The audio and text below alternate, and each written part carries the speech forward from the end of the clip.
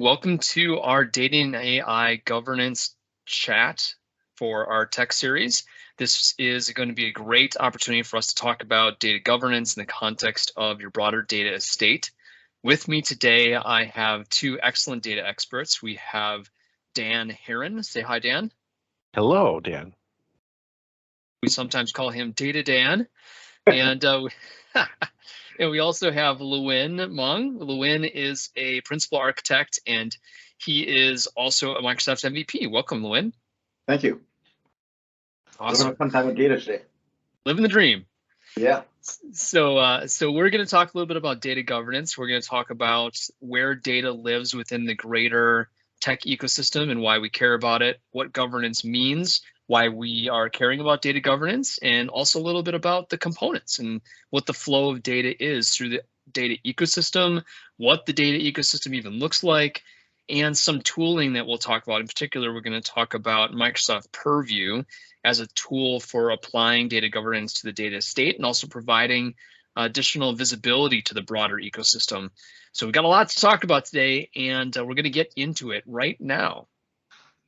So when we think about data, I think it's important to understand how data applies to the broader ecosystem of technology and how we use it to be able to accomplish business outcomes. So when we think about the technology ecosystem and concurrency, one of the things that we like to think about is the two primary stakeholder groups that exist in any technology ecosystem. If we're to draw a line down the middle and think about what exists below the line, these are a lot of things that your traditional IT organization tends to think about. It tends to think about efficiency and enablement and security, the positioning of a cloud ecosystem for the organization to take advantage of, the positioning of a secure modern workplace so people can get their work done efficiently, effectively, being delivered and engaged in a way where the platform they're working on is essentially a commodity. And to a sense, we're getting to a point where data's platform itself is becoming more and more a commodity, where people are taking advantage of it broadly inside the business. And when you think about the ecosystem above the line, we're thinking about marketplace disruption. These are individuals that are thinking about the core of the business itself. It rides on top of the ecosystem and the platform that IT operations is prepared for it.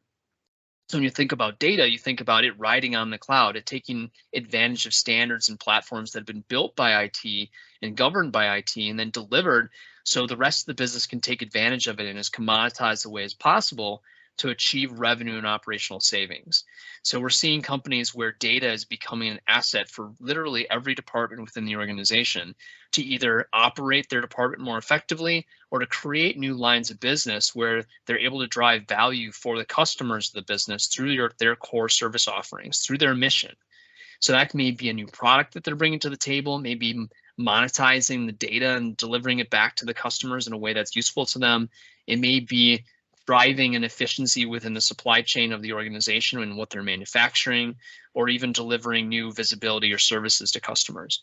So when we think about data, it really hits both sides of this fence. It hits the sides of the fence of governance and security and control and ensuring that we have an environment that's providing responsible data to the organization, but then also looking at it as a platform to gain new capabilities to the organization and for it to deliver on its mission in a more effective way.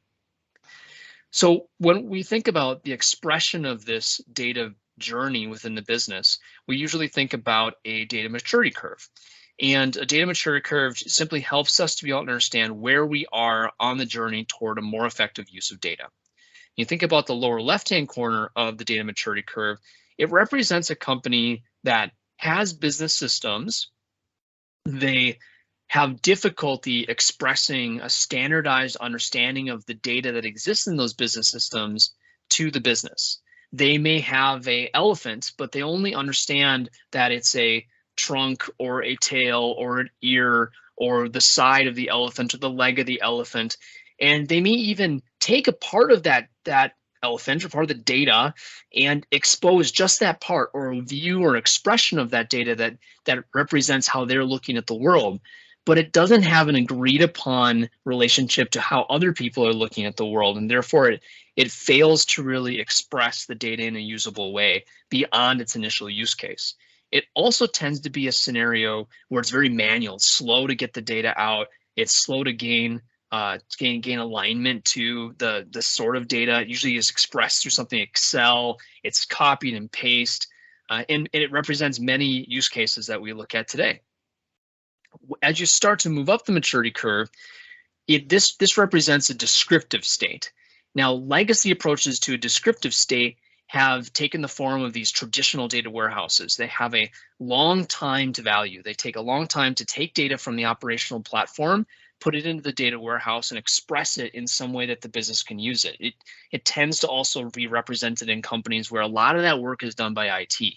It's a situation where the business asks for data, they ask for a particular thing, IT prepares it, puts it in front of them, doesn't quite match, they make another modification to it. The data takes days to get in front of them in a state that it can be usable from the operational systems, and sometimes it never gets there at all.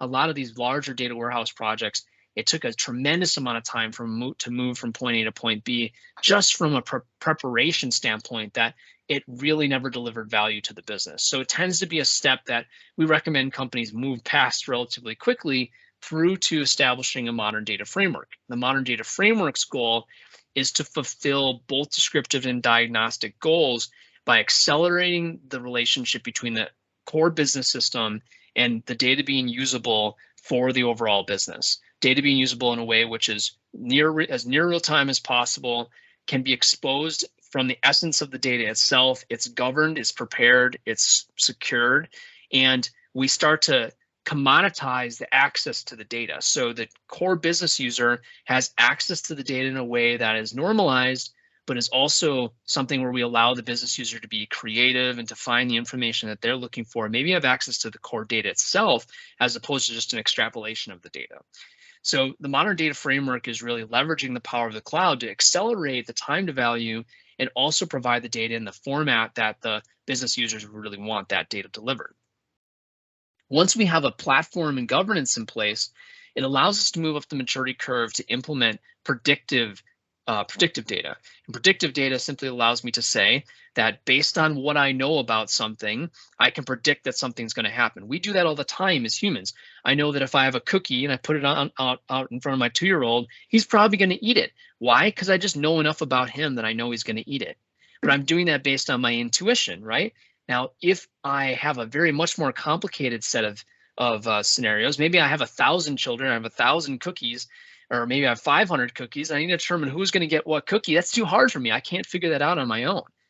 I might have some intuition that leads me in a particular direction, but let's face it, humans are just kind of bad at math.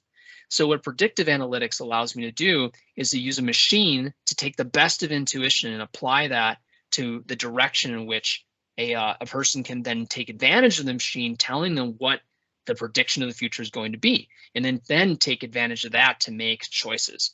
So rather than me looking at scorecards and then trying to predict what's going to happen based upon what I'm seeing at the diagnostic level, instead, the machine is predicting for me, saying, this is what I understand based upon what I see in your supply chain, or this is what I understand based upon what I see in your customer set or the way they're interacting with you. I can predict that this is going to happen. You're not going to have enough of these parts, or your customer is going to reject you here, or they're not going to go to this part of the website because it's not interesting to them.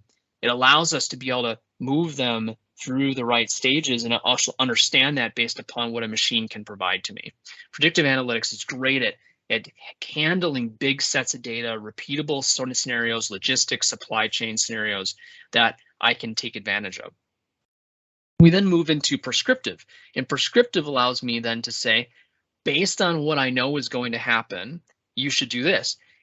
Based on me knowing that my 2-year-old is going to take the cookie and I didn't give him permission because dinner's coming up, I need to take that cookie and put it in the Tupperware container and say, no, oh, you can have it after dinner, after you've eaten your dinner, rather than it being sitting out there right in front of them to eat.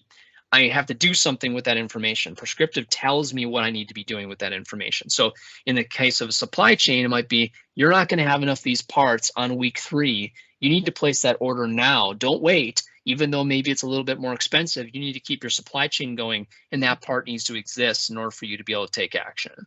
So predictive analytics, prescriptive analytics is telling me what I need to do.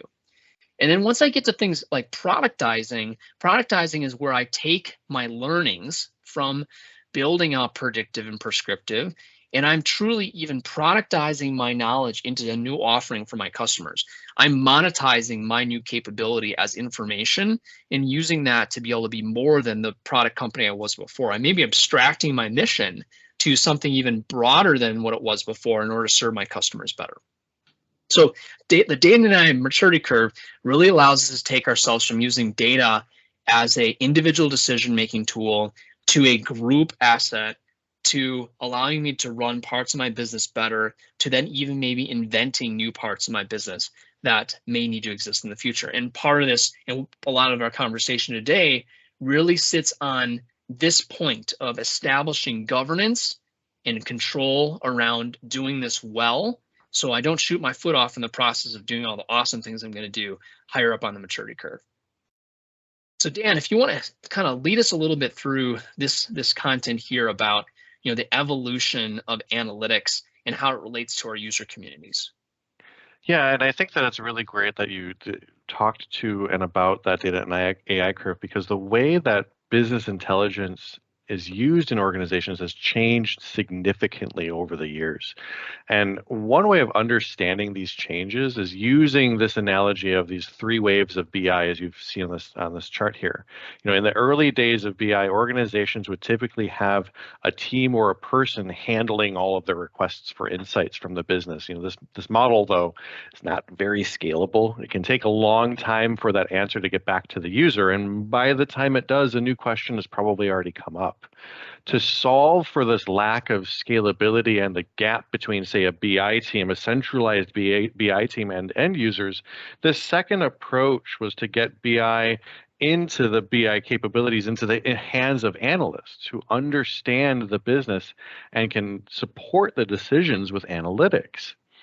With this third wave, though, we want everyone in the organization to have the capability to analyze their data, to ask the questions that will help them run their business better, and to act based upon the insights that they find, taking some of those hopefully predictive, prescriptive, productized versions of data to make those decisions, to go down that path of decision intelligence. So. Thanks, Dan. So, in that context of starting to allow that broader group of individuals to take advantage of that data, one of the things that is super important is data governance. And data governance is maybe something that gets forgotten. It's the response to the threat, right? Once we gain traction, we get this third wave. We get this group of individuals, everyone, or even this group, starting to take advantage of our data environment. What we start to experience is that we have insufficiently controlled the data, and we've exposed it in ways that it might not be understood by the users and used in the wrong way, or exposed to the wrong channel, or potentially exposed to the wrong people. So data governance is really about mitigating the risk of data exposure through that end user layer, and then providing us with an appropriate control so the end users can take advantage of it a little bit more in a safe ecosystem.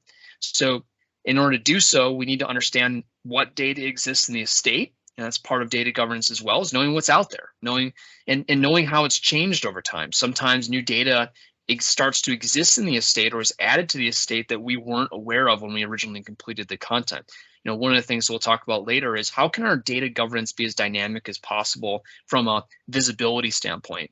Visios that are produced once are as good as the day they were created, and then after that they just age and they quickly become not usable because they're not new enough for us to truly represent with trust that they represent the data estate. So we need something better. There's also the need for compliance alignment. When we have a compliance test come through, we need to be able to understand how the data relates to that compliance requirement and have confidence that what we're looking at in respect to the compliance alignment is the real data set, is the real content that's out there. It's not just a representation again from several years ago, it's something real. We also need to mitigate accidental data exposure to the wrong people. That could be through a report. It could be through an app, like a Power App that we've built. Maybe it's through an application based on a data flow that's coming from an IoT system, and maybe the wrong people shouldn't have access to that. And then finally, there's this whole privacy and ethics aspect of this. This isn't necessarily just about like authentication to the data, who has access to it, but it might even be about characteristics of the data itself. How do I control the data with certain types of limitations that prevent me from making bad choices with that data? There's example would be something like differential privacy, where in order for me to use data which is about people, but not expose the privacy specific data, like this is about you. I can talk about data if it's about 10 or 12 or 20 people, but I can't talk about data if it's about you. It needs to be able to be broader than that. So things like differential privacy can be used to be able to say, how do I look at that data, fuzz out the data that allows me to be able to identify a person and be able to still get value that benefits all the same people, but not expose data about an individual. So that privacy and ethics conversation comes into play in data governance as well. Dan, if you wouldn't mind, can you talk a little bit more about data governance as a concept and some of the ways that we think about data governance? Yeah, and data governance really comes down to understanding not just where we have data. So that gets into discovery. What data do I have? Where did this data come from? Is this data trustworthy? Is this certified? Has this gone through the paces in terms of being a trusted asset? But understanding that there's also some compliance pieces to this. What's my exposure to risk? What can I do with this access to this delightful data here?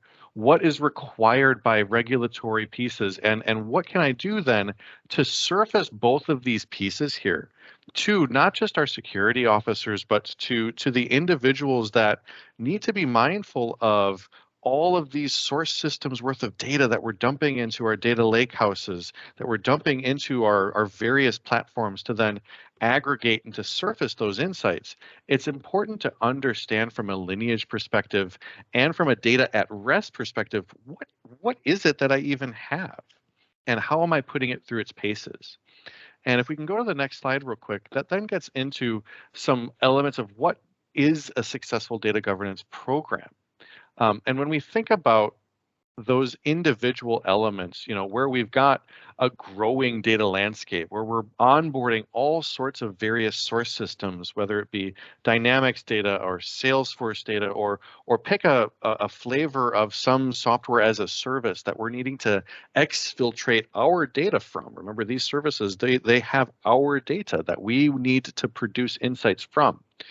What we end up doing is overcoming those silos. We're able to get data out of those source systems, but into our ecosystem. But understanding where that data is and where it's coming from allows us then to get that information. Remember, this is information about information. And when we surface that data to our end users, those end users don't have to go ask the people that have been at the organization for years and years and years as to, hey, where do I go find this customer data? Where do I go find this account data? They're able to ask a platform that question. They're able to understand where that data is, and they're able to increase what we call data agility. They're able to bring those insights in a quicker to delivery fashion. And then because we've got a solid bit of data lineage, we've got a solid understanding of what it is we have as an asset, it makes it significantly easier for us to comply with industry regulations. Things like HIPAA, PCI, GDPR, NYDFS, all sorts of industry regulations that require us to have certain controls in place.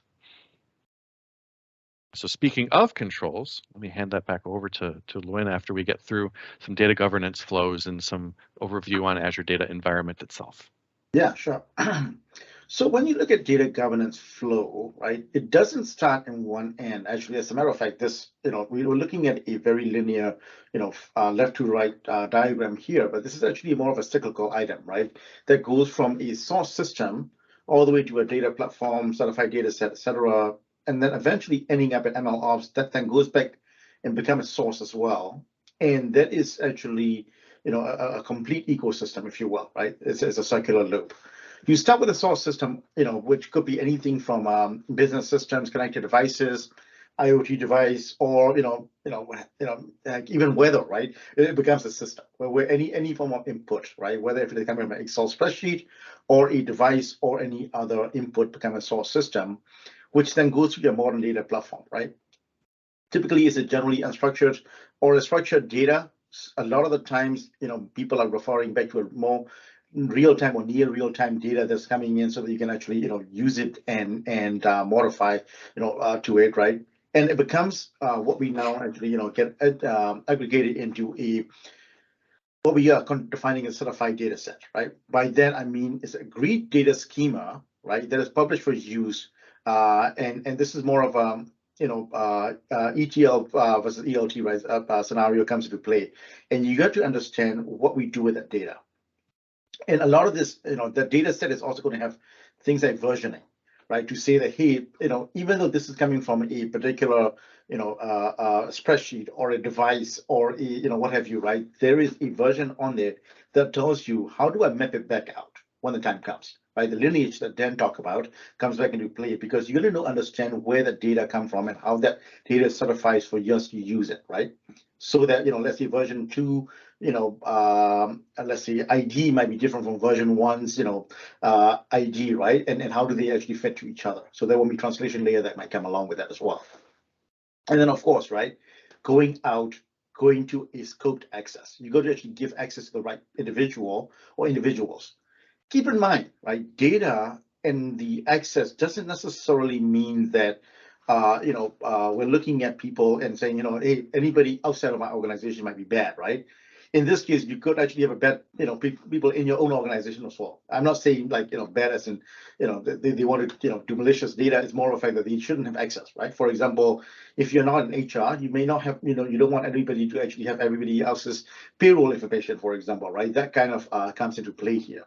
And of course, externally, same thing as well, right? Some of the internal data should not go outside as well. And then taking the data set, virtualizing it into dashboards, whether if it is things like Power BI, so on and so forth, or even things, that our data scientists will use, right, to actually take that data and visualize it and then explore and go deeper into it to get into a more of a prescriptive, data set comes out outside of that. And then eventually finally coming out, into a data targeted scope access for various different, teams to start using it, right? Or, either teams or other, productizing, scope started flowing out of it, right? Some of the data might become, hey, a data that you can actually start using for next set of data sets, or another might be, hey, this is the data that, comes out for daily operation, et cetera. And now it becomes a more of a usable targeted scope data with the targeted scope access, right, that comes along with it together. And of course, taking the finally, right, taking all of the data again and going through ML ops for things like, A/B learning, things like, flow of changing in the model, et cetera, to then, become, reinvesting your data set into your prescriptive and descriptive data sets again, right, and then coming back in. All of these definitely requires a governance board and a cyclical process, right? It's not something that, hey, let's go, bring, Dan, Lwin, Nathan, and we're going to actually tell you, with a big giant hammer and say, this is the final state of it. It doesn't work that way. It never should work that way because of the governance and the, regulations and our ecosystem changing on, a quarterly basis, right? Sometimes even sooner than that, right? And a monthly basis in certain areas, we have to actually make sure that this particular processes are always kept up to date. Sounds good. Let's go to the next slide. So what we talked about, right, is an earlier case, right? It's going back to this modern data reference architecture, right? Anything that data sets could be coming in from directly, from a device or from a standard, users, from a non-structured, delivery, right, all the way to a code or a database outside of the organization or inside of the organization coming into, right. Typically, we'll load and ingest the data either using through things like event hubs, IoT hubs, service buses, etc. From a directly streaming type of data, or from a data factory that can go and fetch everything else, at a particular time frames. We'll get the load and ingest the data. At that point, data will either get processes through a processing system like Stream Analytics, or through we'll store the data in data lakes, data lake Gen 2, et cetera, and then take that data from the data lake, push into things like Synapse Analytics, and then push it out into Databricks and analyze, right, and then make it usable. It's overall, I mean, the very the system that you see are repeatable. However, every one of the clients and every one of the users are going to have a slightly different journey, and every each of these will have to be custom created, right, for each of the individual use, depending on what it is. Although the lay of the land is going to be the same or similar, the use cases might be different.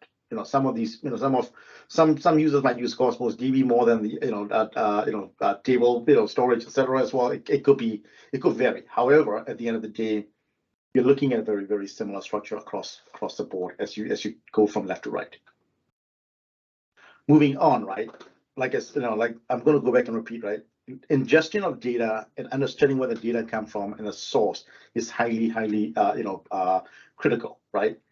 And additionally, when you look at data, is once you start looking at data and internalizing the data, right? Whether if it is for internal use or even external use, right? Understanding how secure you want to actually get that data to lock down, right? Whether if you're using cloud data or cloud data platforms or things like Dataverse, right?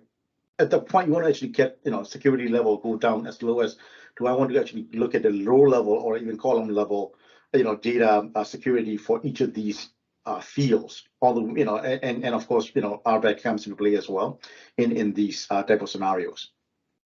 The reason why you want to look at that is because, let's say if you're exposing all the data even externally, right, later on as a platform to sell, how do you make sure that that row or that column that you're selling or you're exposing externally is authorized to do so, should comes into play? And of course, right, things like differential privacy and API management to make sure that both the data can be published internally and externally, right? Sometimes you may even want to control who in the internal access have the data set. Keep in mind, in this day and age, right, with people moving around, etc. as well, somebody can just export your data internally, quit your organization, and walk into your competition. So how do you control that and making sure that your data stays within yourself and it's actually contained properly is important. And of course, right, and then taking out and giving more of a slice and dice access, right, at the Power BI, Power Apps, and then custom creation apps becomes a key part of the journey as well for security. Awesome. Thank you, Lwin. And Dan, you're going to talk a little bit about Azure Purview and its part to play in data governance.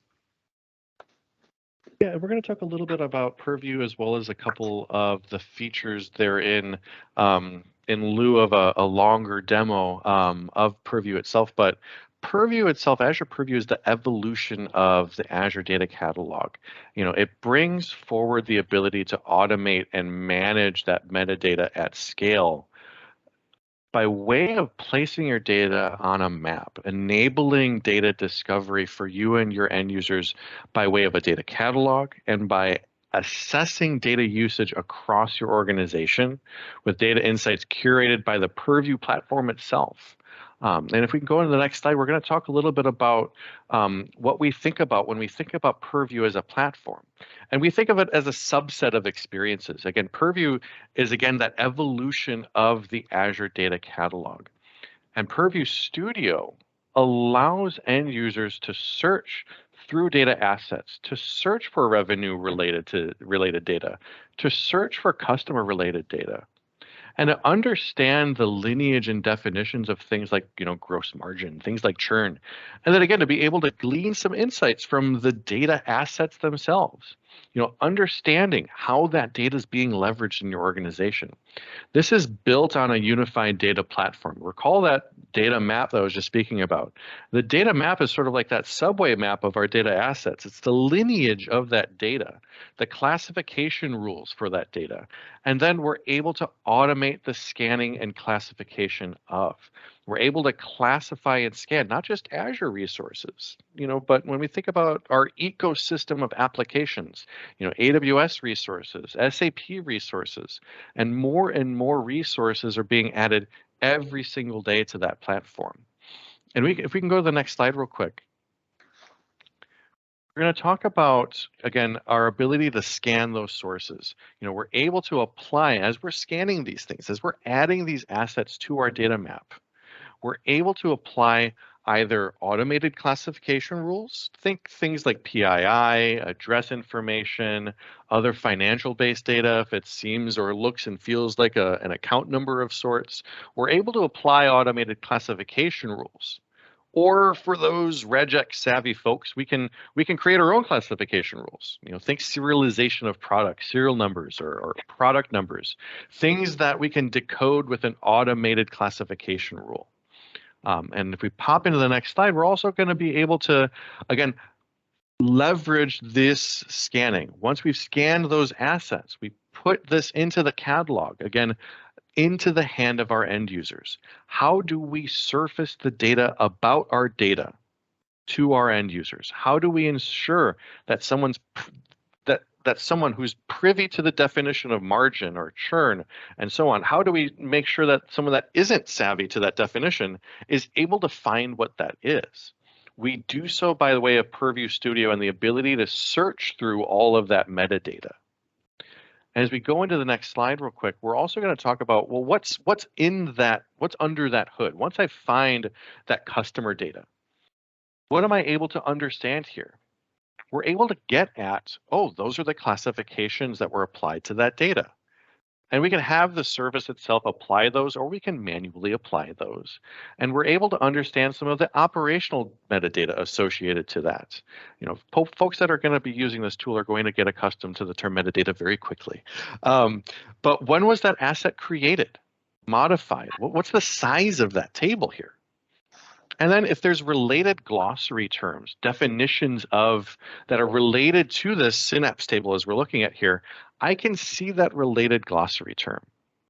And if we go to that next slide, when we look at the business glossary, this is a key area here, because remember that data governance is a partnership. It's a partnership between IT and IT's business stakeholders here. Purview Studio allows owners and experts associated to data assets to define key glossary terms associated to their data, to even show the lineage associated to those definitions, because definitions aren't necessarily static in the same way that data isn't static. Definitions can change over time, and as we make changes to those definitions, we want a tool to stay in sync with those changes. And to show if we've got a definition that's pending review, you can see the status column here, that we're able to highlight that. And we're able to get this in front of our end users. Because if we go to the next slide here, one of the other services that is scannable by the Purview Studio is Power BI itself. And when we think about the so what of this platform, when we think about leveraging Power BI as a platform, if we have that lineage from data source to landing zone to Synapse to Azure Analysis Services to Power BI, we're able to understand what's that downstream impact if I were to make a change to a definition or to a table. I'm able to understand the reverse as well. Where did this data come from? And what do I need to be mindful of when I share that data? This is one of the big keys of how we get that metadata, the data about our data, into the hands of the users that need it most. And that's kind of Purview in a nutshell. This for me is the money slide. Like, this is when I think about what so many customers are asking us for right now, like, show me the elephant. I don't want to just see the leg or the trunk or the tail or whatever, right? I want to see the whole picture. And this for me really does that in an explorable way, one that is somewhat self-maintaining versus just putting this into a document and trying to keep it up to date. I feel like this is the kind of visibility that is so hard to construct and maintain that virtually every company with data requires in some way. Yeah, that's true, right? Because when you look at it, a lot of the times we look at data as a slice in the the time of what we do typically, and most of us, right, will look at data in a context of how we do it and what we need it for, not necessarily what it came from or how it got there or who gave it to me, right? And then whether or not A, is it trustworthy? B, even if it is trustworthy, right, who I can share with afterwards as well, or what have you. Here, and how live it is, right? In this case, you might have a customer data that is live, happening on a live stream that's coming in right away. Here, we can actually visualize all of it and say how impactful is data, and the quality of data you can actually get from a glance as well.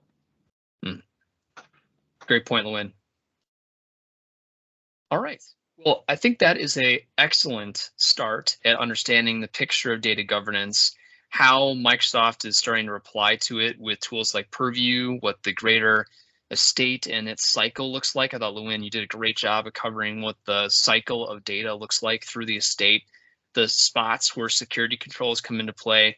Any one of these we could take 4 hours diving into, and perhaps any one of those it's worth doing it, right?